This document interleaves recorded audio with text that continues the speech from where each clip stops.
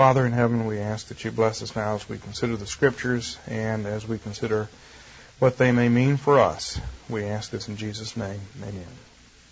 The last time we were considering the two witnesses, I think that ultimately they represent the apostles and prophets of the New Testament church. They are Moses and Elijah. Of those two, Moses and Elijah, which would be the apostle and which would be the prophet?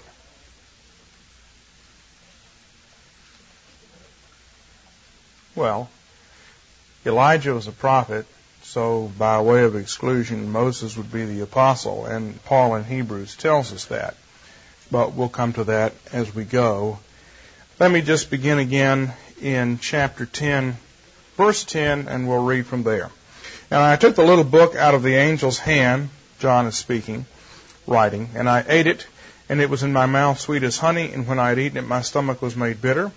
And they said to me, you must prophesy again concerning many peoples and nations and tongues and kings. You have to prophesy concerning Gentiles. And there was given me a measuring reed like a staff, and someone said, rise and measure the sanctuary of God and the altar and those who worship in it. Leave out the court that's outside the temple and do not measure it, for it has been given to the nations. The giving of the outer life of Israel to the nations happened with Nebuchadnezzar, and it continues there. And they will tread underfoot, that is, have dominion over the holy city, over the church, for 42 months. That was true in the sense that the holy city of God's people, of God's true people, was governed by the Gentiles for the entire period of the times of the Gentiles, from Nebuchadnezzar to AD 70.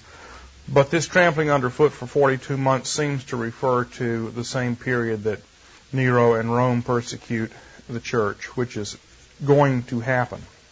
They will tread. It has been given to the nations. That happened long ago. They will tread for 42 months, trampling the church. And I will grant authority to my two witnesses, and they will prophesy for 1,260 days, clothed in sackcloth. There again, the same period of time of 42 months, 1,260 days. Well, let's ask this question. How do you measure a month? What is the clock that measures months? The moon. And how does it measure it? Day or night? You mean what time period? Well, when do you see the moon? At night and dark time. But then you have 1,260 days. The contrast between 42 months and 1,260 days is a contrast between night and day. And day is defined in Genesis chapter 1 as the time of light. God called the light day. And from that time forward, gradually, daytime is the day in which God's presence and word is manifest. God blessed the Sabbath day and called it holy. The moon gives some light at night, but the sun gives great deal of light in the day. And so the trampling underfoot is an evening time symbol, 42 months. The witness is a daytime symbol, 1,260 days. Same period of time, 3.5 years. These are the two olive trees and the two lampstands that stand before the Lord of the earth, the Lord of the land. We saw that refers back to Zechariah and back to the temple, but to these two witnesses who I will contend are the apostles and prophets. And this is where we are now, page 107. If anyone desires to harm them, fire proceeds out of their mouth and devours their enemies. If anyone would desire to harm them in this manner, he must be killed. These have the power to shut up the sky in order that rain may not fall during the days of their prophesying. And they have power over the waters to turn them into blood and to smite the land with every plague as often as they desire. And that's what we're considering. So let's consider these things that they do. The first two things, fire and shutting up the sky, are Elijah. Then the second two, turning waters to blood and smiting the land with plagues, are Moses' judgments. And last time we began by taking note of the fact that in chapter 9, verse 17, fire comes out of the mouth of God's army. We look back at 2 Kings chapter 1, where the false worshipers of Beelzebub, the lord of the flies, the king, was encountered by Elijah, and fire came from Elijah's word and destroyed the agents of the king, and that this is a sign to Israel that they are all turning to false gods. They insist that they are worshiping the true God, but they're not. They have rejected the true God for Judaism, and they thus are worshiping the devil. Jesus repeatedly says that the Jews are of their father the devil. He repeatedly says that the oral law tradition comes from the devil. And what Jews believe today is exactly that. They believe the Mishnah and the Talmud, which are simply the written down form of the oral law tradition. Now, there's no nice way to say that, and it's not anti-Semitic to say it. It's just a fact. All false religions come from the devil, but we're told specifically in the Bible how Judaism came into existence. It came into existence through the oral law tradition and was written down in the Mishnah and is uniformly condemned in the New Testament as something of satanic origin. At any rate, that is equivalent of turning to the Lord of the Flies away from the true God. And fire coming down from heaven, we also saw in connection with Elijah at Mount Carmel. The verse there is 1 Kings 18:38, passage you're very familiar with. Fire comes from heaven and devours the sacrifice, and then the enemies of God are killed as a result. So that's one witness. If anyone desires to harm them, fire proceeds out of their mouth. What they say brings fire. As they preach and teach, God sends fire and judges their enemies. For a while, this happens. This is something that happens in history. If I might make a comment, almost any story of the conversion of a nation, whether it's a tribe in Africa or the conversion of Norway or Finland or Iceland, any of the material we have concerning the conversion of various nations in the Middle Ages or today starts off with missionaries coming and their witness being confirmed. Chinua Achebe, the Nigerian novelist, discusses how when the gospel came to the Igbo people, all of a sudden the magic didn't work anymore. And all of a sudden everything the church did worked for a while. There's this kind of initial confirmation that takes place that's followed up with persecution. And that's exactly the cycle that we see here. The prophets and the apostles of the New Covenant come, miracles come with them, but then they're going to be killed, and their death then results in the conversion of more people because the blood of the martyrs is the seed of the church. So this is practical. This is played out in history more times than just this one time. But here we're looking at the first and definitive illustration of these principles. So the missionaries come, and fire proceeds out of their mouth. What they say, their enemies are defeated before their face. And just as Moses and Aaron defeated the magicians of Pharaoh, and just as the magic stops working when the missionaries get to the tribe, but the prayers of the minister are effective for bringing rain. In the same way, as the gospel goes forth in the early chapters of the book of Acts, it's invincible. Then persecution comes. And same at this point in history here. It says, in this manner he must be killed. If anyone desires to harm them in this manner, he must be killed. He has to be killed by fire. He has to be killed by the application of Pentecost. The gospel brings the fire of Pentecost, which is a blessing to some and a judgment to others, and that's the way it has to happen. Now, that is an allusion back to something in the time of Moses, and that's why I have it as A prime here. A and B are both Elijah events, but there is a reference back to Moses as well, and we see it in Numbers chapter 16, that fire is the instrument that must be used to judge apostates. There's no alternative. Let's look at a few of these passages that show this. This is a rebellion of Korah, Dathan, and Abiram. And the entire challenge here takes place in terms of fire. Chapter 16, Moses says, verse 6, to Korah and his company, Do this, take censers for yourself, Korah, and all of your company, and put fire in them, and lay incense on them in the presence of Yahweh tomorrow. And the man whom Yahweh chooses shall be the one who is holy. You have gone far enough, you sons of Levi. Now this rebellion of Korah, Dathan, and Abiram consists of two groups. Chapter 16, verse 1 says, Korah, the son of Izhar, the son of Kohath, the son of Levi, with Dathan and Abiram, the sons of Eliab, and On, the son of Peleth, sons of Reuben, took action. We got two tribes in revolt. We've got the other Levites who are mad because of Aaron's privilege. And we've got the tribe of Reuben who is mad because of Judah's privilege. Remember, Reuben was firstborn, but he was set aside for Judah. So Reuben thinks that all the people ought to be rulers. They're democratic. They don't like the theocracy where Moses and the Lord are making all the decisions. They want everybody to have a vote and all the decisions. They don't believe in representative government. They believe in pure democracy, which means, as it always does, we get to be in charge. Now, pure democracy is always a smokescreen for thugs and demagogues who want to take over because, practically speaking, you never have a situation where everybody knows enough to vote. It's just a smokescreen. And the sons of Reuben go along and they say, all the people are wise enough to rule. And the sons of Levi come along and say, all of us are good enough to be priests. Well, the main issue is the priesthood, and so the issue is, Moses sets it out, everybody put fire on Korah, and the Levites, along with Aaron, they'll put fire on. Well, I'm not going to read this whole chapter, but the issue is settled in terms of whom God chooses.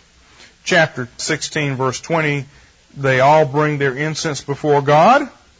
Korah and his company, they've got their incense, and Aaron has got his incense. And the Lord spoke to Moses and Aaron, saying, separate yourselves from this congregation, that I may consume them instantly. Now, what did Korah bring before God? He brought burning incense. What kind of fire is that?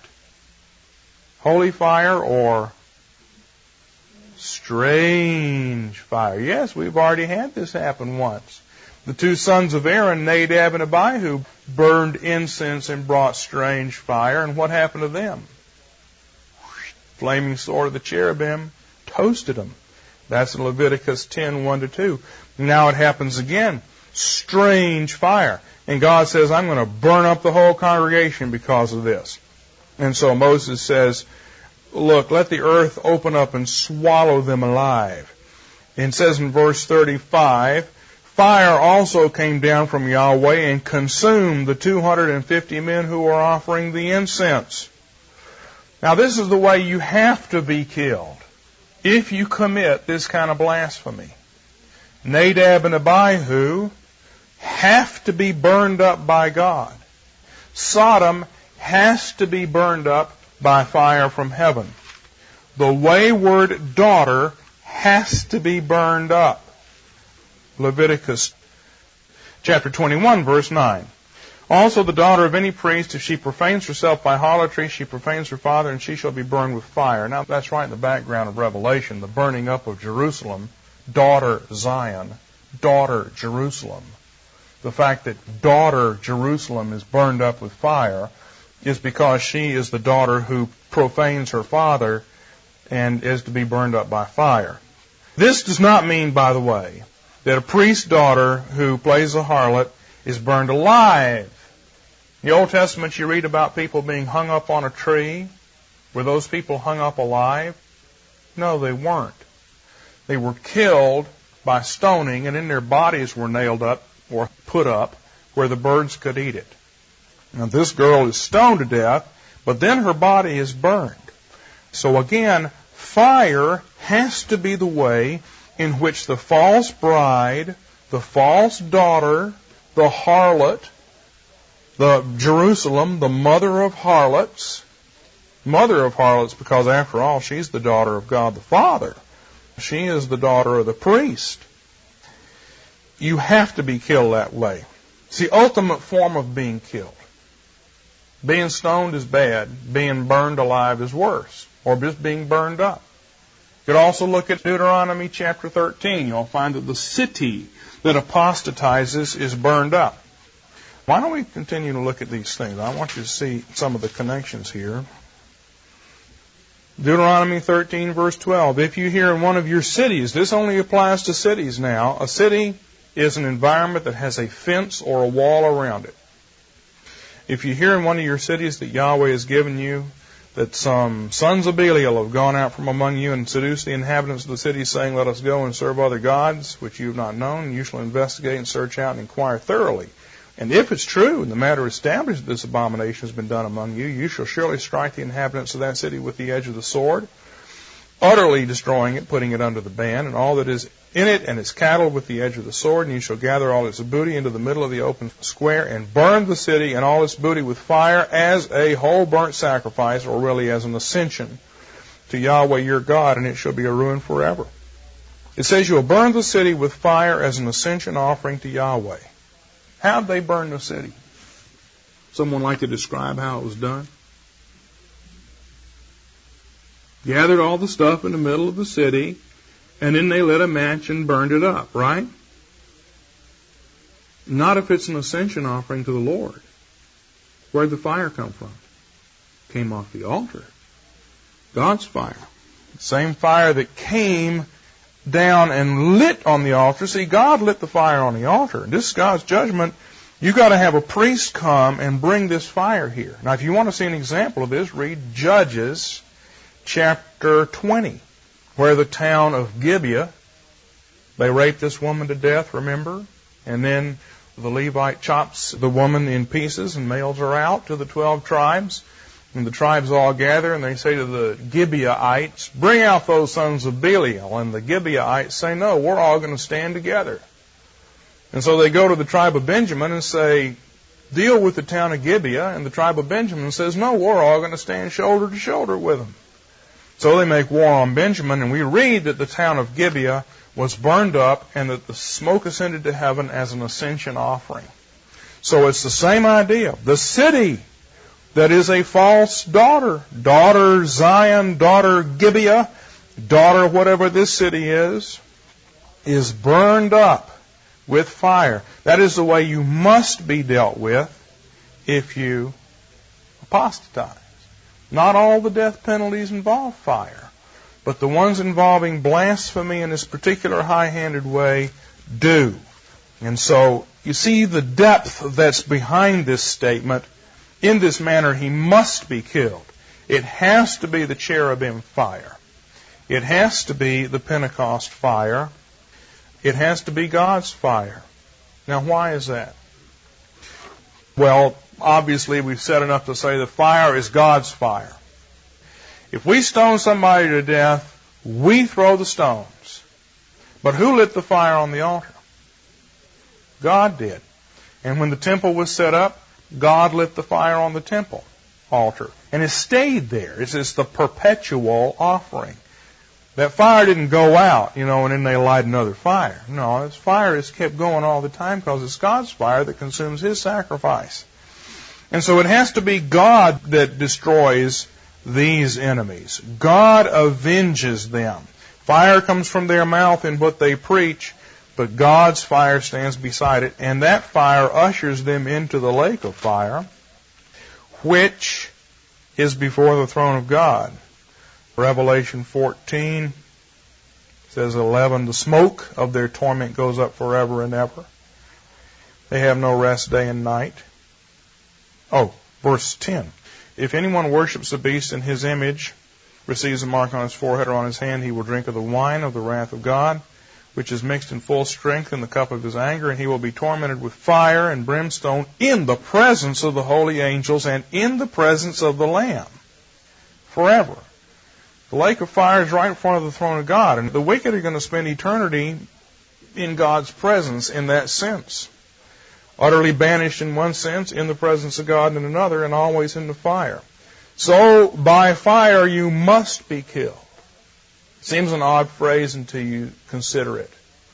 But it has to be God's fire that deals with these people. If anyone would desire to harm them, in this manner he must be killed. Those who desired to harm Jesus, those who put Jesus to death, did God destroy them? No, He forgave them and gave them another chance. But those who lay hands on the bride, no second chance. Jesus doesn't like it if you mess with His girlfriend. If anyone would desire to harm them, God will burn them up. Anything on that? Any comment or question on the fire of Elijah? It's a broad theme. This is the foreordained, and of course, since God is a consuming fire, how else, ultimately, could the wicked be dealt with? Then it says, these, both witnesses, both of them have the Elijah power, of course. These have the power to shut up the sky in order that rain may not fall during the days they're prophesying. Well, yeah, they shut up the sky, and we've already seen that's Elijah, and it's even connected with the fire that comes down from heaven. Jesus Himself reminds us in Luke 4:25 that Elijah shut up the sky for 3 years and 6 months. So, 3 years and 6 months, or 42 months, or 1,260 days, is the period of time in which the sky is shut up. And what the shutting up of the sky means is that the firmament becomes impermeable. You have waters above the firmament, and as a matter of fact, the rain that we get in this world doesn't come from the waters above the firmament. They came down during the flood. Apparently a lot of them went back up because we still have this sea of glass before God, and there still seems to be a sea in heaven when we get to Ezekiel and Revelation. But the idea is that the heavens become as brass. They are impermeable. There's no water coming from God, and there's no food that comes from God. Where did the manna come from? It came out of the firmament. So that both the food and the water come out of the firmament. But the firmament is now shut up. It's absolutely impermeable. It's absolutely sealed. And what that means is that there is no connection between God and man. It's just sealed over. Jesus is the firmament, and He is the permeable, mediating firmament between God and man. We can go to God through Jesus.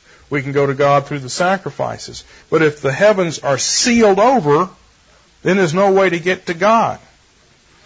And this is the great curse. If they shut up the firmament in order that rain may not fall during the days they're prophesying. Rain is baptismal. Rain is blessings from heaven. Rain cleanses things. Now you say, good grief, Jim, you're just running wild. Baptism has to be administered by a priest. Now you're telling us that when it rains, that's baptism. The medieval theologian, I shouldn't do this, but I can't resist. Retramnus of Corbie, who was really one of the great theologians, a great Augustinian and proto-Protestant at the Carolingian court, was sent a letter asking about the dog heads. Basically, the question was that the dog-headed people with heads of dogs who lived in the Antipodes, how were they saved? And so Retramnus wrote an essay called Concerning the Dog Heads, day dog heads is Latin or whatever. And he said that God sends baptismal, that rain coming from heaven can be a sign of baptismal cleansing. And what's the greatest illustration of that? Think Elijah. The heavens are sealed up. Fire comes down. What happens to the prophets of Baal? Take all the prophets of Baal. Okay? And they're all killed, and where they do the bodies? They dump them in the Kishon Wadi, which has no water in it. But then what happens? Rain. And what happens to those bodies? Flushed out. The Carmel is right by the sea anyway. And you dump them down into the river valley. Of course, it's dry. It's an arroyo or a wadi. But then this huge amount of rain comes, and these bodies are flushed out. I'll give you another illustration, which is a good one for us because we're going to have to come back to this. When Saul was king, he decided to kill a bunch of the descendants of the Gibeonites. And you may remember that God sent this big plague upon Israel, and David said, "Why are we being plagued?" And God said, "It's because Saul murdered my servants, the Gibeonites." And so David said, "What are we going to do about this?"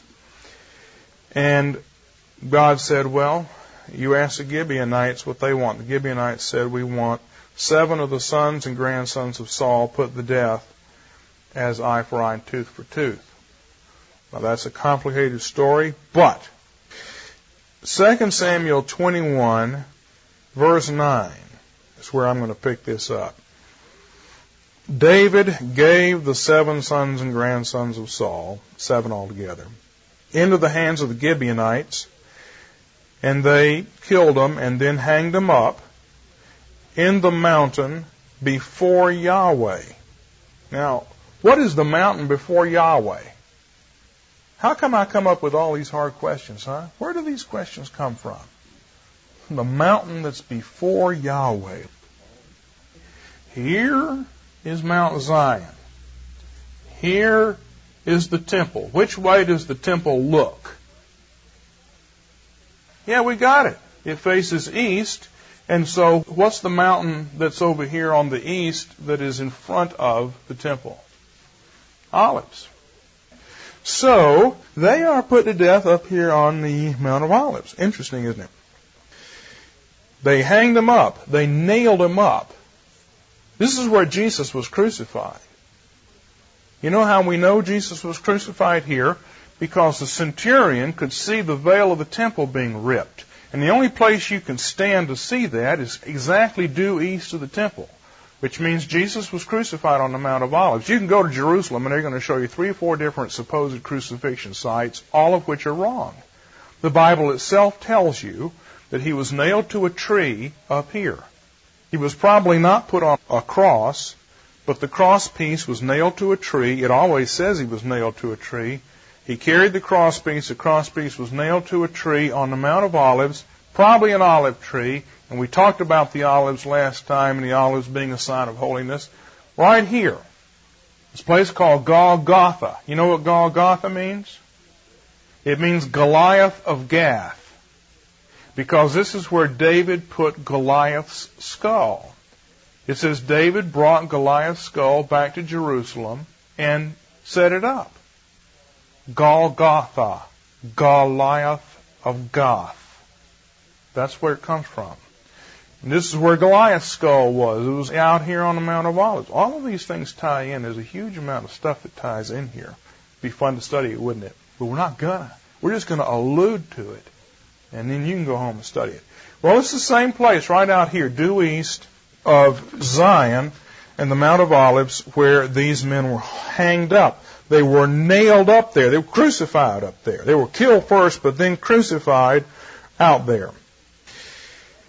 The 7 of them fell together, and they were put to death in the first days of harvest at the beginning of barley harvest. And Rizpah, the daughter of Aiah, took sackcloth and spread it for herself on the rock from the beginning of harvest until it rained on them from the sky. Or literally, water was poured on them from the heaven.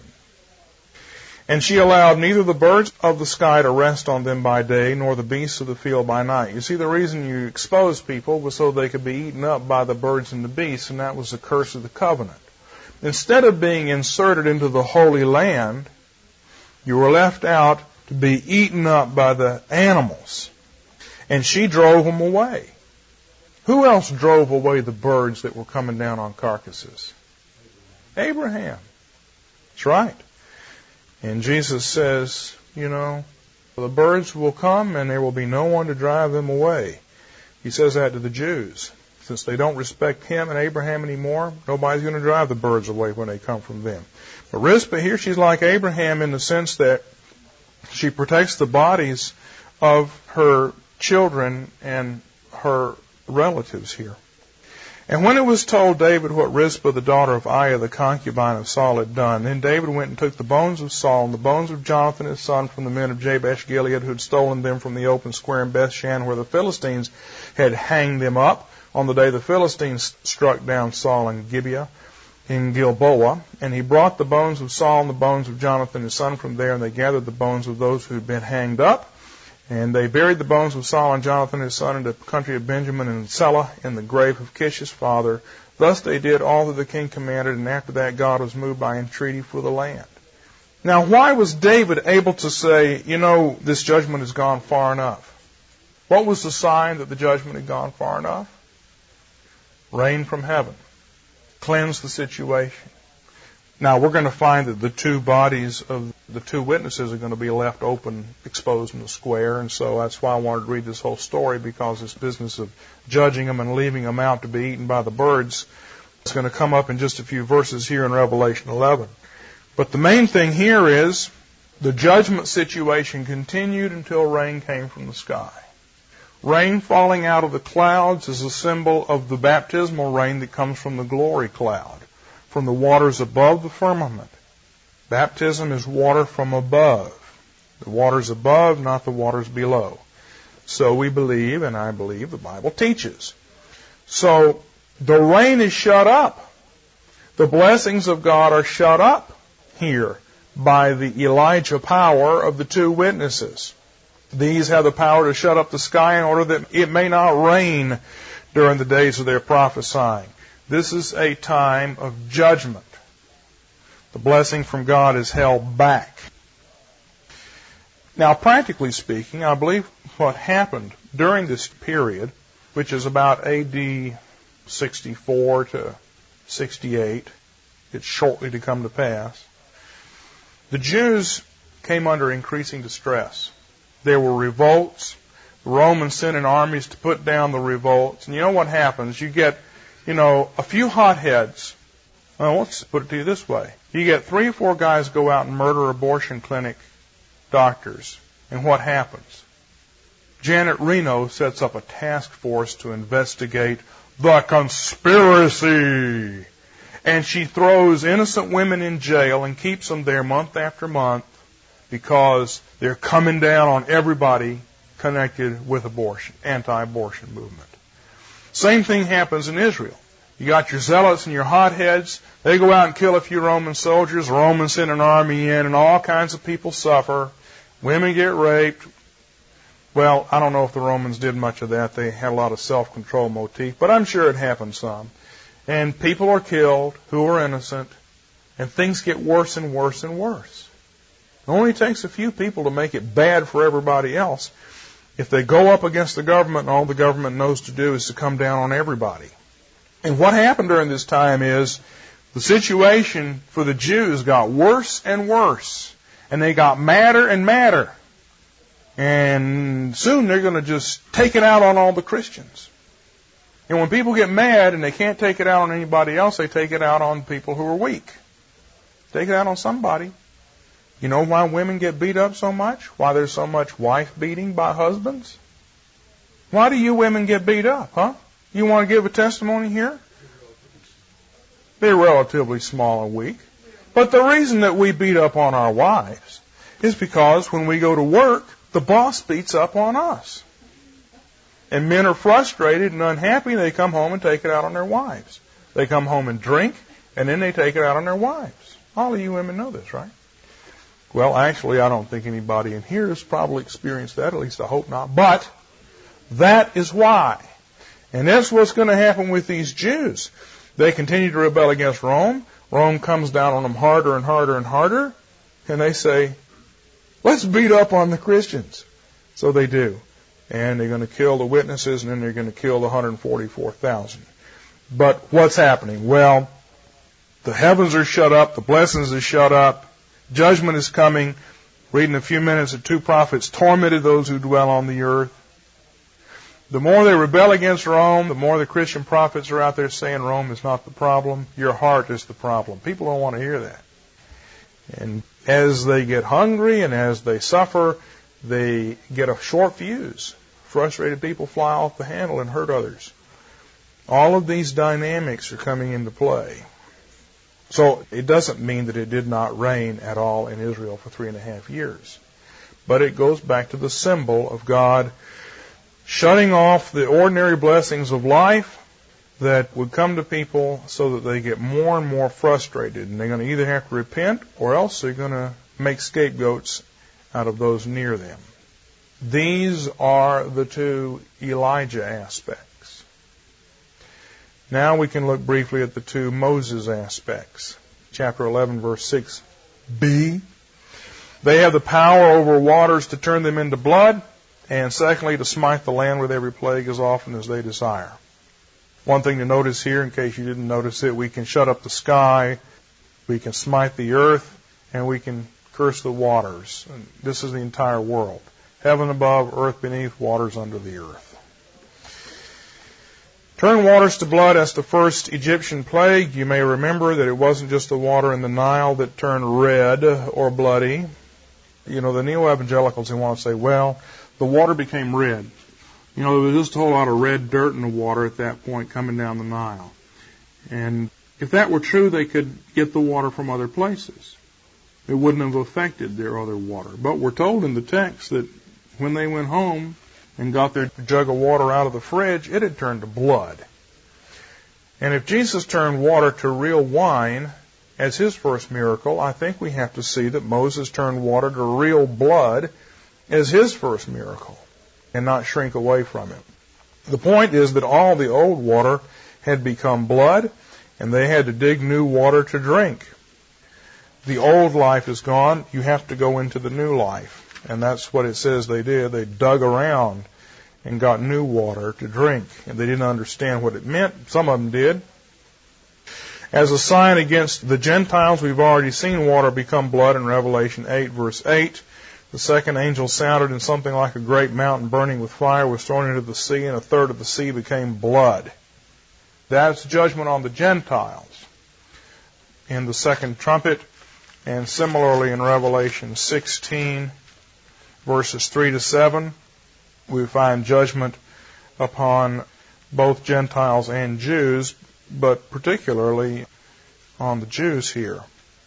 Verse 3, the second angel poured out his bowl into the sea, Gentile world, and it became blood like that of a dead man, and every living thing in the sea died.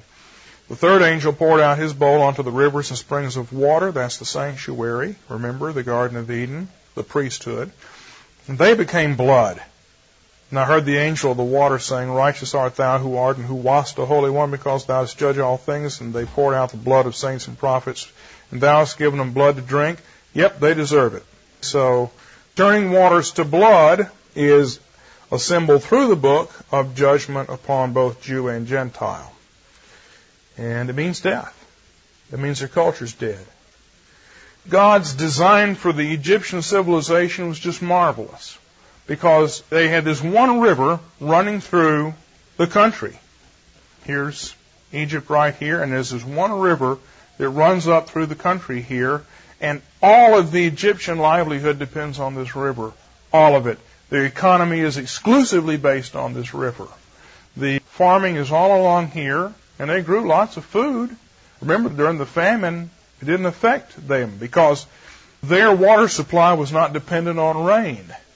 And if it didn't rain for 3.5 years up here, there was still water in the Nile, so there was still lots of food in Egypt. Always. And there's kind of a progression here. The sky is shut up for 3.5 years. There's no rain. Now you go to Egypt to get water, and what's happened to the water? It's turned to blood. By turning the entire river to blood, God kills the entire Egyptian nation, its whole economy. Very simple economy. Economy based on one factor that seems like you could never touch. How in the world are you going to do anything to the Nile? It's a very, very big river. This is one of your big type rivers like the Mississippi and the Amazon. It flows for thousands of miles, well, hundreds at least, from way down in Central Africa. And it is fed by two rivers, the Blue and the White Nile. Even if one of them got blocked for a while, the other one would keep going. This is something that would be very difficult to judge. So God just turns the whole thing to blood. Now, that means the whole culture is put under judgment. It's like taking all your gold and silver and turning it into paper money, except that it isn't. I mean, paper money does have value because paper money is shares of stock in the credibility of the United States. But if the United States fell, paper money would be worthless. Paper money of the Confederate States isn't worth anything as money. Maybe worth something as collector's items. Paper money of South Vietnam is worth nothing. That government's gone. Whereas the gold issued by governments continues to be valuable because it's gold. I don't know why I brought that up. It's like you take something that's blessing and you turn it into a curse. Take this water, turn it to blood. The whole country is under judgment. And finally it says that they have the power to smite the earth or the land with every plague as often as they desire. This refers to the plagues of Egypt, and I mentioned last time that what's interesting about this is that they can do it as often as they desire. The old covenant, the first covenant in Egypt, back when we were babies, God made the decisions of what plagues to send, but now we can make those decisions, and we need to be the ones to make them. And so now we see these two powers, Elijah power, Moses power, prophet power, apostle power. What are we told in the New Testament?